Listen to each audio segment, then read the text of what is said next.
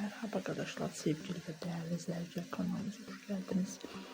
Bugün sizlere güzeller güzeli Ezgi Yağız'ın mühteşem tatil keyfinden olan güzel fotolarla karşınızdayız. Umarım videomuzu beğenirsiniz. Bu tür videoların ardın gelmesi istiyorsanız da Ünlüler Apartmanı kanalımıza abone olmayı unutmayın.